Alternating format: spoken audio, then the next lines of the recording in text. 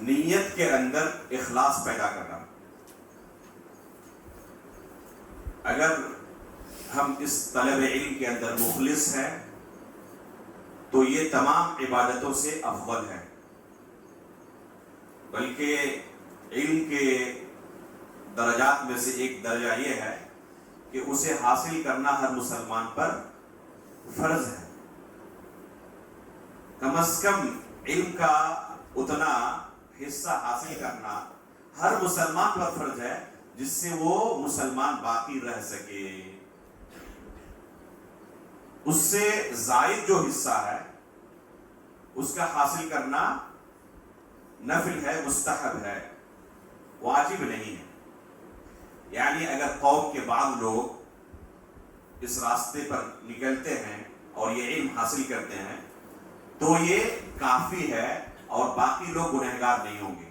لیکن اگر پوری قوم میں سے کوئی بھی شخص طالب علم کے لیے نہ نکلے، دین کو نہ سیکھے، لوگوں کو نہ سکھائے، تو سب کے سب کیا ہوں گے؟ گنہگار ہوں گے. اس علم کے حاصل کرنے میں، طلب کرنے میں اگر اخلاص ہو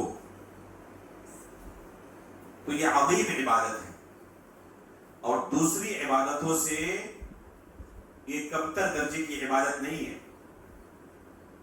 بعض سلف صالحین کے تعلق سے ملتا ہے کہ وہ کسی درس میں ہوتے اور کچھ وقت گزار لینے کے بعد پھر نشاط پیدا کرنے کے لیے کیا کرتے؟ وہ نماز کے لیے جاتے. تو مدرس انہیں کہتے لست الذی انت فیہ اہون من الذی تذهب الیہ. ابھی جس عبادت میں آپ مشغول تھے یہ عبادت اس عبادت سے ذرہ برابر بھی کمتر درجے کی عبادت نہیں ہے. یعنی آپ کو یہ نہ لگے کہ نماز پڑھنا اس طلب علم سے بھی افضل عبادت ہے. یہ بھی اسی طرح کی عظیم عبادت ہے، لیکن کب؟ جب اخلاص ہو. اگر اخلاص نہیں ہے تو یہی علم وبال جان بھی ہے. سب سے پہلے جہنم میں جن لوگوں کو ڈالا جائے گا اور جہنم کو سلگایا جائے گا وہ کون لوگ ہیں؟ ان میں سے ایک عالم دین ہے. پوچھا جائے گا کہ تمہیں علم دیا تھا، کیا کیا تھا اس نے؟ وہ کیا کہے گا کہ بہت سارا علم میں نے حاصل کیا اور بہت زیادہ اس کی نشر و اشاعت کی. اللہ رب العالمین کیا کہے گا؟ کذبت، جھوٹ بول رہے ہو، تم نے حقیقت میں اس مقصد سے اس علم کو حاصل نہیں کیا تھا، بلکہ تمہارا مقصد کچھ الگ ہی تھا تاکہ تمہیں علامہ کہا جائے، تاکہ تمہیں بہت بڑا عالم کہا جائے، بہت بڑا قاری کہا جائے. یہ دنیا میں حاصل ہو چکا ہے، اب یہاں تمہارے لیے کچھ بھی نہیں ہے. تو اگر اخلاص نہ ہو تو وعید بھی بہت ہی سخت ہے. یہ جہنم میں لے جانے والا عمل ہے. لیکن اگر اخلاص ہو تو یہ عظیم عبادت ہے. اس لیے سب سے پہلے ہمیں اپنی نیت کے اندر اخلاص پیدا کرنے کی ضرورت ہے. اخلاص کسے کہتے ہیں؟ اگر اخلاص کا معنی سمجھنا ہو تو قرآن کریم کی اس آیت کو پڑھیں. اللہ رب العالمین کا ارشاد ہے وَإِنَّ لَكُمْ فِي الْأَنْعَامِ لَعِبْرَةً نُسْقِيكُم مِّمَّا فِي بُطُونِهِ مِن بَيْنِ فَرْثٍ وَدَمٍ لَبَنًا خَالِصًا. اللہ تعالیٰ نے کیا کہا اس دودھ کے بارے میں کہ وہ خالص ہے. اسی سے لفظ اخلاص ہے. لبنًا خالصا سائغا للشاربین. وہ گندگیوں کے درمیان سے، خون کے درمیان سے نکل کر آ رہا ہے. من بین فرث و دم، پاخانے اور خون کے درمیان سے نکل کر آ رہا ہے. لیکن نہ اس دودھ میں پاخانے کی کوئی ملاوٹ ہے، آمیزش ہے، اور نہ خون کی کوئی ملاوٹ ہے. ایک دم خالص ہے. اگر دونوں میں سے کسی ایک چیز کی ملاوٹ ہو جائے تو اسے کوئی بندہ پی نہیں سکتا، کوئی بندہ قبول نہیں کرے گا. تو اسی طرح اس علم کے طلب کرنے میں ہمیں اخلاص اپنانے کی ضرورت ہے. اگر یہ ہر طرح کی ملاوٹ سے پاک رہے تو عظیم عبادت ہے. کیسے یہ اخلاص حاصل ہو؟ مصنف نے ایک اہم اصول بیان کیا ہے. یہ صفحہ نمبر 27 میں دیکھیں. والإخلاص في العلم يقوم على 4 أصول بها تتحقق نية العلم للمتعلم إذا قصدها. یہاں پر نشان مار دیں.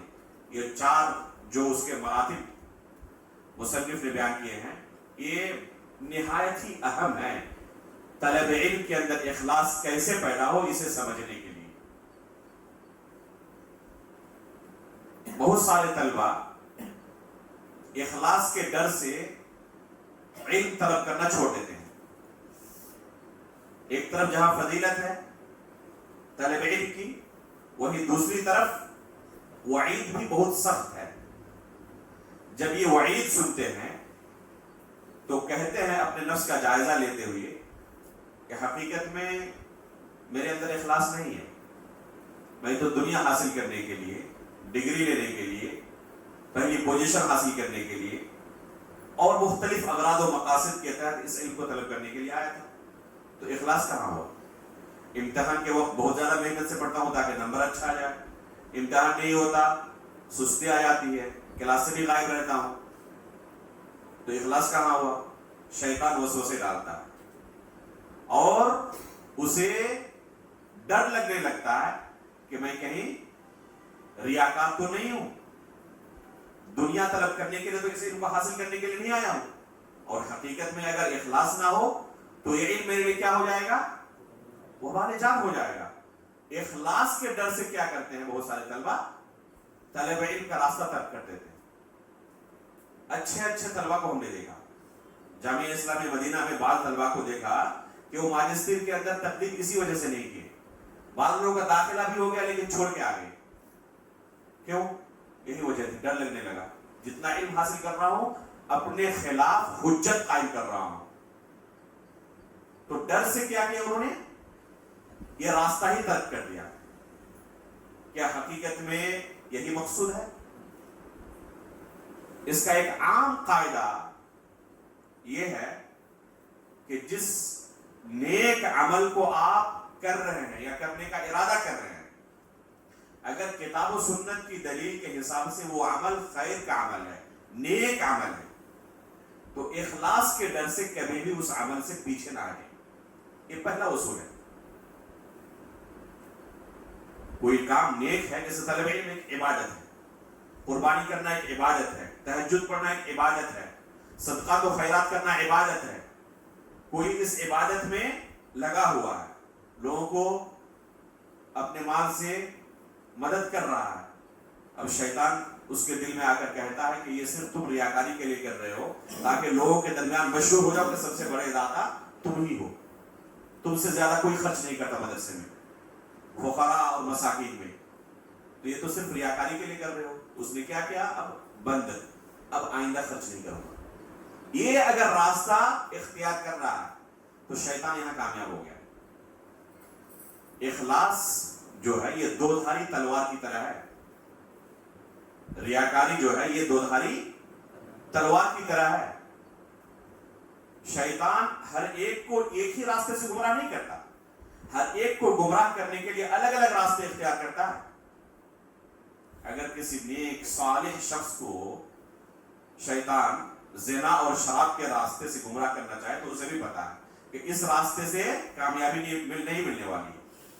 تو جس راستے میں لگا ہوا ہے اسی راستے میں اس کے لیے شبہات پیدا کیے جائے اور اس کو اس راستے سے ہٹا دیا جائے.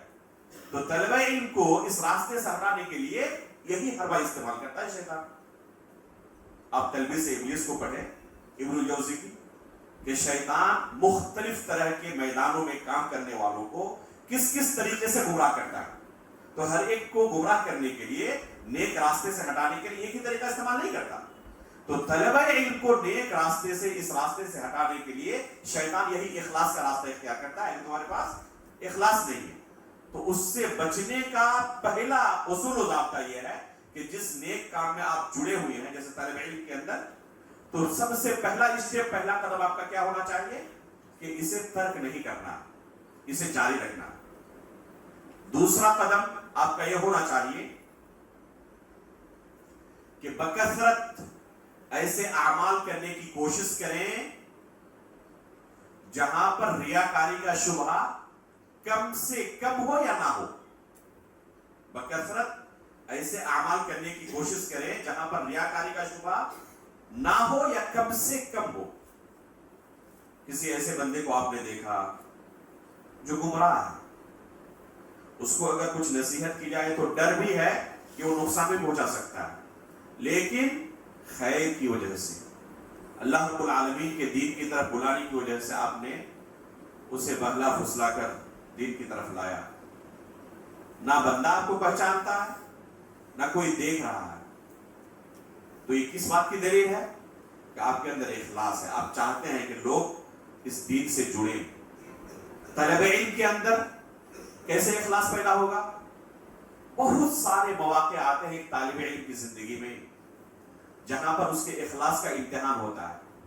ایسے موقعوں پر کوشش کریں کہ اس امتحان میں مجھے کامیاب ہونا۔ مثال کے طور پر امتحان ہال میں بیٹھے ہوئے آپ، ٹھیک ہے، صرف اپنے ساتھی کی کاپی کی طرف نظر اٹھا کر دیکھنے کی بات ہے، سوال میں آیا ہوا ہے کہ یہ صحیح ہے یا غلط ہے، نشان لگانا ہے، اور آپ کو شک ہو رہا ہے، یہاں آپ کے اخلاص کا امتحان ہو رہا ہے۔ صرف نظر اٹھا لے تو پتا چل جائے صحیح جواب کیا ہے، لیکن اپنے نفس کے ساتھ جہاد کرتے ہوئے آپ نے کہا کہ نہیں، میں غلط قدم نہیں اٹھا سکتا۔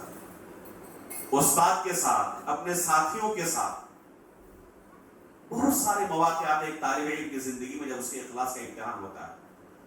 کوئی ایک اہم علمی فائدہ آپ نے کسی کتاب میں پڑھا، کسی شیخ کا کہیں درس ہو رہا ہے، کوئی علمی فائدہ کسی استاد سے آپ کو ملا، تو آپ کیا چاہتے ہیں کہ اسے کسی دوسرے کو پتہ نہیں چلنا چاہیے، صرف میرے پاس ہی رہے۔ یہ اخلاص کے منافی ہے، اس کو عام کریں، حتی الامکان اپنے ساتھیوں کو فائدہ پہنچائیں۔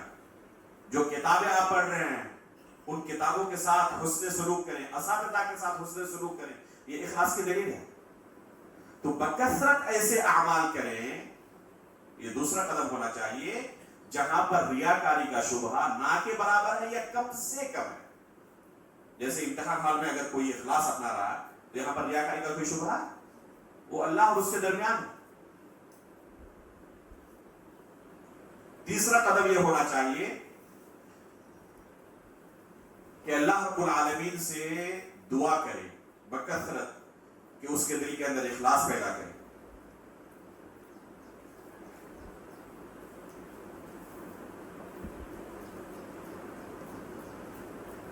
اور چوتھا قدم اس کا یہ ہونا چاہیے جو یہاں پر شیخ نے ذکر کیا ہے کہ کیسے اپنے اندر اخلاص پیدا کر سکتا ہے۔ اخلاص پیدا کرنے کی کوشش کرے، کیسے؟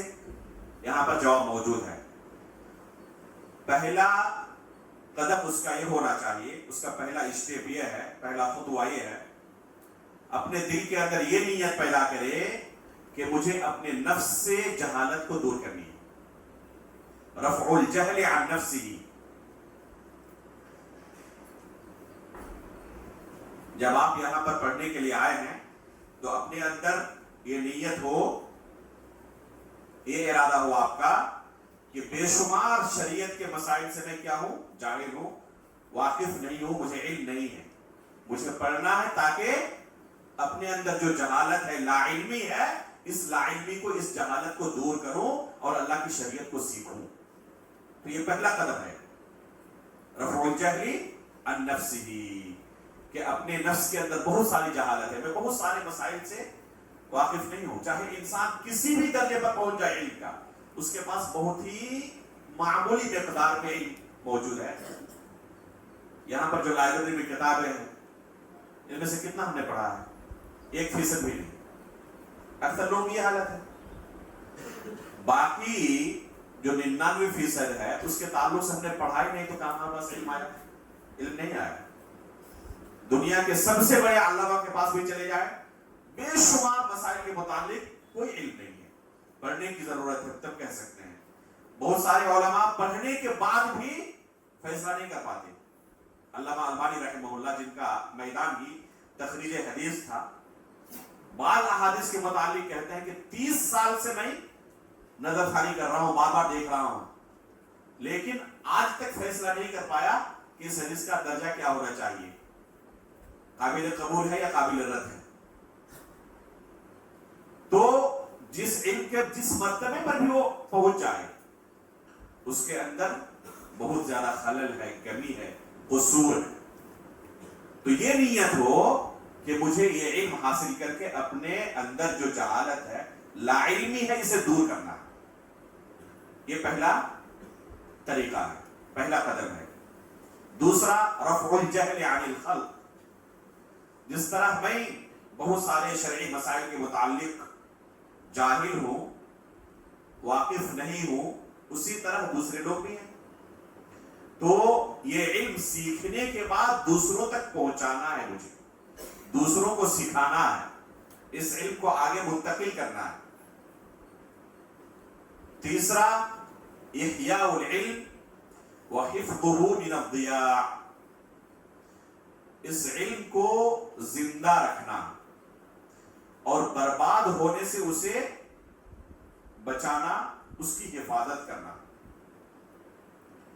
یہ بہت اہم نقطہ ہے، خصوصاً ہم طلبہ علم کے لیے.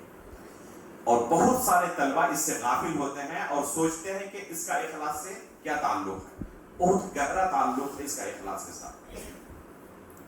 جو علم آپ حاصل کر رہے ہیں، اگر آپ کا مقصد یہ ہے کہ اللہ کی شریعت کو سیکھنا ہے، دوسروں کو سکھانا ہے، تو جب تک اس کی آپ حفاظت نہیں کریں گے، یہ علم آپ کے پاس باقی رہنے والا نہیں ہے.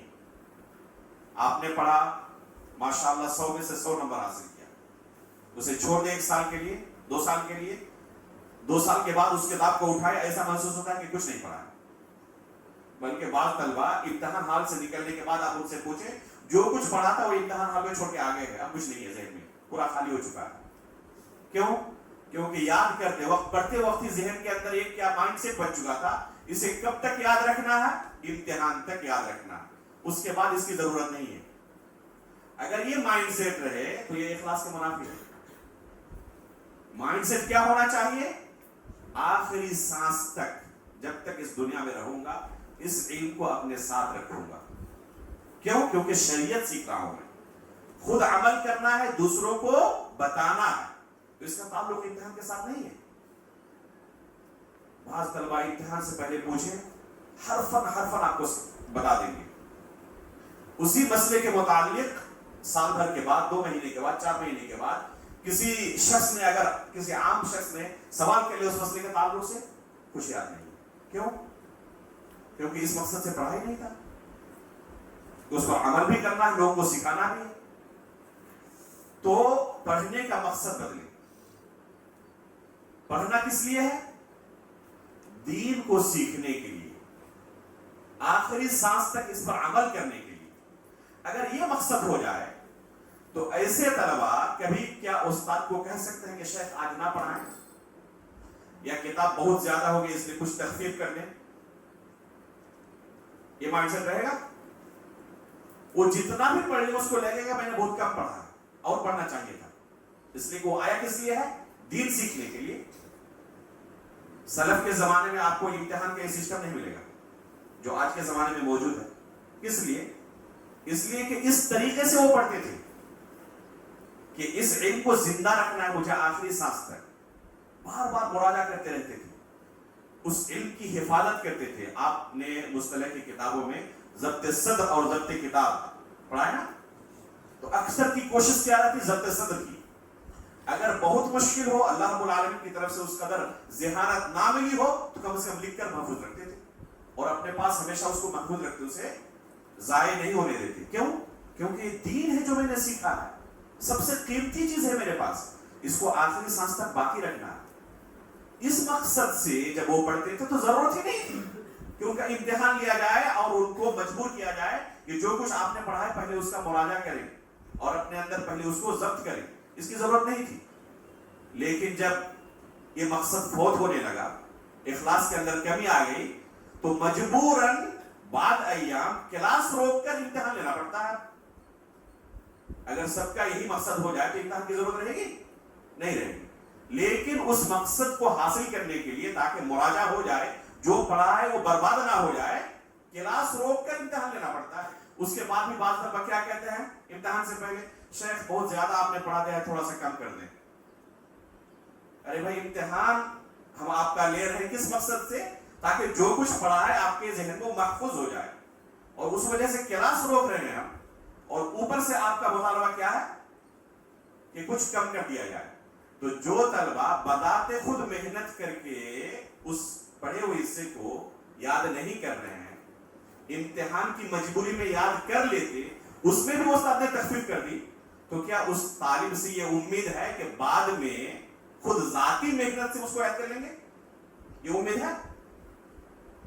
ہونا یہ چاہیے کہ پوری کتاب کلاس میں نصاب میں داخل ہے، وقت کی قلت کی وجہ سے استاد آدھا پڑھا پائے، آدھا نہیں پڑھا پائے، اب وہ طالب پریشان ہے کہ آدھا جو میں نہیں پڑھ پایا ہوں اس کو کیسے حاصل کروں؟ اب استاد کے پیچھے لگا ہوا ہے، استاد تھوڑا سا آپ کا وقت چاہیے، 10 منٹ 15 منٹ جتنا بھی ہو سکے، تاکہ باقی آدھا حصہ میں پڑھ لوں، اس کے تعلق سے میں غافل ہوں، جاہل ہوں، نہیں جانتا ہوں، یہ اس کی کیفیت ہو جائے گی۔ اس کے لیے سفر کرے گا وہ کہ کیسے میں استاد سے تھوڑا سا وقت مل جائے اس کو حاصل کروں۔ ابھی خطیب بغدادی رحمہ اللہ کی بات آئے گی تیسرے یا چوتھے قاعدے میں، شیخ نے اسے بیان کیا ہے، تو یہ بہت اہم نقطہ ہے جو ہمارے اندر موجود نہیں ہے، احیاء العلم وحفظہ من الضیاع۔ اور اس کا طریقہ کیا ہے؟ اس کا طریقہ بس ایک ہے، التکرار۔ اذا تکرر تقرر، جب بار بار پڑھیں گے وہ چیز ذہن میں ثابت ہو جائے گی، اس کے علاوہ کوئی دوسرا طریقہ نہیں، بس یہی ایک طریقہ ہے، بار بار پڑھتے رہیں، بار بار مراجعہ کرتے رہیں، چاہے آپ جتنے بھی ذہین ہو، کچھ مدت کے بعد یہ چیز آپ کے ذہن سے نکل جائے گی۔ جب آپ مراجعہ کرتے رہیں گے تو پھر اس چیز کو نہیں بھولیں گے۔ اسی لیے سلف صالحین کی زندگی میں پائیں گے کہ ایک ہی کتاب کو بار بار پڑھتے تھے، 10 مرتبہ 20 مرتبہ 25 مرتبہ 30 مرتبہ۔ کیوں؟ پہلی مرتبہ پڑھنے کے بعد اس کتاب کو سمجھنا ان کے لیے مشکل ہو گیا تھا؟ اس لیے نہیں، کیونکہ اس چیز کو راسخ کرنا چاہتے تھے وہ اپنے ذہن میں، اور اس کا یہی طریقہ ہے۔ جتنے بھی کبار علماء آج بھی موجود ہیں، ان کو جا کے یہ کریں، آپ پائیں گے کہ کچھ کتابیں ان کی زندگی میں ایسی ہیں جن کو انہوں نے 100 مرتبہ پڑھا ہے۔ اس لیے نہیں کہ اس کتاب کو سمجھنا بڑا مشکل ہو رہا تھا، 100 مرتبہ پڑھنے کے بعد سمجھ پائے، نہیں، وہ پہلی مرتبہ ہی سمجھ گئے تھے، لیکن مقصد کیا تھا؟ اس کو راسخ کرنا ہے۔ اس لیے مسجد نبوی کے اندر ہم نے دیکھا کہ معمولی چھوٹی چھوٹی کتابیں جب مشائخ پڑھاتے ہیں تو یونیورسٹی کے پروفیسر بیٹھے رہتے ہیں، حالانکہ وہ کتابیں ان کو زبانی یاد ہوتی ہیں، کس لیے؟ بس چاہتے ہیں کہ دوبارہ مراجعہ ہو جائے، وہ چیز ذہن کے اندر ثابت ہو جائے۔ آج اگر کسی ایک کتاب کو ایک مرتبہ پڑھا دیا جائے، پھر 1 مہینے بعد اسی کتاب کو دوبارہ پڑھایا جائے تو آدھے طلبہ نہیں ملیں گے، استاد صاحب ہم پڑھ چکے ہیں اس کتاب کو، اور دوبارہ کیا پڑھیں گے؟ لیکن جو حقیقت میں اس مقصد کو جانتا ہو، اخلاص ہو، اپنے علم کی حفاظت کرنا چاہتا ہو، اس کو ضیاع سے، بربادی سے بچانا چاہتا ہو، تو یقیناً وہ یہ طریقہ اختیار کرے گا، اس لیے کہ مخلص ہے وہ اس علم کو بچانا چاہتا ہے، اس کی حفاظت کرنا چاہتا ہے۔ علامہ ابن باز رحمہ اللہ کون تھے بتانے کی ضرورت نہیں ہے، الاصول الثلاثہ اس کتاب کو انہوں نے صرف جس زمانے میں دلم کے علاقے میں ان کی رہائش تھی، دلم میں ہی شیخ نے 100 مرتبہ سے زیادہ اس کتاب کو پڑھایا تھا۔ آج اگر کسی جگہ پڑھا دیا جائے اور پھر کہا جائے کہ 1 سال کے بعد پھر اسی کتاب کو پڑھا رہا ہے، استاد بھی راضی نہیں ہوں گے، طلبہ بھی راضی نہیں ہوں گے۔ اسی وجہ سے آج ہمارے اندر علم میں پختگی نہیں ہے۔ تو علم کے اندر پختگی کا لانا ہو تو اس کا یہ طریقہ ہے، اور یہ اخلاص کا ایک بہت اہم مرتبہ ہے۔ ابو ہریرہ رضی اللہ تعالیٰ عنہ کون تھے؟ حافظ ذہبی رحمہ اللہ نے بیان کیا ہے کہ اس امت کے سب سے بڑے حافظ، اس امت کے سب سے بڑے حافظ اللہ کے رسول کے پاس آئے، شکایت کی کہ اللہ کے رسول آپ کی حدیثیں سنتا ہوں، بھول جاتا ہوں، کوشش کرتا ہوں یاد کرنے کی لیکن بھول جاتا ہوں، اور یہ انسان کی صفت ہے بھولنے کی۔ اللہ کے رسول صلی اللہ علیہ وسلم نے ان کے لیے دعا کی کہ نہ بھولیں آپ۔ ابو ہریرہ رضی اللہ تعالیٰ فرماتے ہیں کہ آپ صلی اللہ علیہ وسلم کی دعا کے بعد، اس کے بعد میں نے کبھی کوئی کلمہ نہیں بھولا، جو کچھ سنتا تھا نقش ہو جاتا تھا۔ حافظ ابن حجر رحمہ اللہ نے بیان کیا ہے کہ اللہ کے رسول کے معجزات میں سے ابو ہریرہ رضی اللہ تعالیٰ عنہ کا قوت حافظہ ہے، اس لیے کہ انسان کی صفت کیا ہے؟ بھولنا، اور نہ بھولنا ایک معجزہ ہے۔ تو اللہ کے رسول صلی اللہ علیہ وسلم کی دعا کی برکت سے ابو ہریرہ رضی اللہ تعالیٰ عنہ نہیں بھولتے تھے۔ ایک واقعہ حافظ ذہبی نے بیان کیا ہے، ابو ہریرہ رضی اللہ تعالیٰ عنہ کا حج کرنے کے لیے مکہ گئے تو اس وقت کے جو خلیفہ تھے انہوں نے ابو ہریرہ رضی اللہ تعالیٰ عنہ کا حفظ کا امتحان لینا چاہا کہ یہ جو اتنی حدیثیں بیان کرتے ہیں حقیقت میں ان کو یاد بھی ہوتی ہیں یا اپنی طرف سے کچھ ملا کر بیان کر دیتے ہیں۔ کہا اپنے لوگوں سے کہ اگر ابو ہریرہ حج کے لیے آئے ہوئے ہو تو ذرا تلاشیں اور انہیں پیش کریں۔ لوگوں نے تلاشا، مل گئے، کہا کہ خلیفہ وقت آپ کو یاد کر رہے ہیں۔ پہنچے دربار میں اور کچھ حدیثوں کو سننا چاہا۔ اس سے پہلے انہوں نے کیا کیا، پردے کے پیچھے، آج کے زمانے میں اگر یہ ریکارڈنگ ہوتی تو ضرورت نہیں پڑتی، اس زمانے میں تھی نہیں، جو چیزیں میسر تھی ان چیزوں کا انہوں نے استعمال کیا ہے۔ کچھ لوگوں کو پردے کے پیچھے بیٹھا دیا نقل کرنے کے لیے، ناسخین کو، کہ جو کچھ وہ کہیں آپ نقل کر لیں۔ یہ پوچھتے رہے، ابو ہریرہ رضی اللہ تعالیٰ عنہ اللہ کے رسول کی حدیثیں سناتے رہے اور پیچھے ریکارڈنگ چل رہی ہے۔ آئندہ سال جب حج کا وقت آیا پھر خلیفہ نے کہا کہ ابو ہریرہ رضی اللہ تعالیٰ عنہ اگر حج کے لیے آئے ہوئے ہو تو ان کو ڈھونڈیں، تلاشیں اور پیش کریں۔ مل گئے، پھر ان کو حاضر کیا گیا۔ گزشتہ سال جو حدیثیں ابو ہریرہ رضی اللہ تعالیٰ عنہ سنائے تھے ان تمام حدیثوں کے متعلق ان سے سوال کیا اور ایک ایک حدیث ابو ہریرہ رضی اللہ تعالیٰ عنہ سناتے رہے بغیر کسی تیاری کے۔ سوال ہوا، سناتے رہے، اور پیچھے گزشتہ سال جنہوں نے ریکارڈنگ کی تھی وہ ملا رہے ایک ایک لفظ۔ جب مجلس سے فارغ ہو کر چلے گئے ان کو بلایا، کہا کہ کوئی غلطی ملی، کہا کہ ایک لفظ کی بھی نہیں۔ گزشتہ سال جس طرح سنایا تھا اسی طرح بعین ہی سنایا اس سال بھی، ایک لفظ بھی کہیں ادھر ادھر نہیں تھا۔ یہ تھا ان کا قوت حافظہ۔ خود اپنے بارے میں ابو ہریرہ رضی اللہ تعالیٰ عنہ کیا کہتے ہیں کہ میں نے اپنی رات کو 3 حصوں میں تقسیم کیا ہوا تھا۔ یہ محل شاہد ہے۔ ابو ہریرہ رضی اللہ تعالیٰ فرماتے ہیں کہ میں نے اپنی راتوں کو کیا کیا تھا، 3 حصوں میں تقسیم کیا ہوا تھا۔ ایک حصہ سونے کے لیے، ایک حصہ قیام اللیل کے لیے، اللہ کی عبادت کے لیے، اور ایک حصہ اللہ کے رسول صلی اللہ علیہ وسلم کی احادیث کے مراجعے کے لیے، تکرار کے لیے، یاد کرنے کے لیے۔ کس لیے تھا یہی جو تیسرا مرتبہ بیان کیا گیا اخلاص کا، احیاء العلم وحفظه من الضیاع، یہ اخلاص کا نتیجہ ہے۔ وہ جانتے تھے یہ شریعت ہے میرے ساتھ، اس کی حفاظت ضروری، صرف امتحان کے لیے نہیں، آخری سانس تک اس کو باقی رکھیں۔ اس نظریے سے اگر ہمارے طلبہ پڑھنے لگے تو آپ غور کریں کہ ان کی زندگی کے اندر فرق آئے گا نہیں آئے گا۔ ایسے طلبہ طلب علم میں کتنے مخلص ہوں گے، وہ پہلے دن سے کوشش کریں گے کہ 1 گھنٹے نہیں چھوٹنی چاہیے، 1 منٹ ہمارا برباد نہیں ہونا چاہیے۔ جتنا ہم نے حاصل کیا اس سے کہیں زیادہ ہمیں حاصل کرنے کی ضرورت ہے۔ استاد کے پیچھے لگے رہیں گے، ان کی قدر کریں گے، تو یہ پڑھنے کا مائنڈ سیٹ ہی بدل جائے گا۔ لیکن اگر یہ مائنڈ سیٹ نہ رہے تو جو اثر ہے ہم دیکھ ہی رہے ہیں۔ تو یہ بہت اہم نقطہ ہے اپنے اندر اخلاص پیدا کرنے کا۔ اور آخر میں چوتھا اسٹیپ ہے العمل بالعلم، جو کچھ پڑھا ہے اس پر عمل بھی کریں۔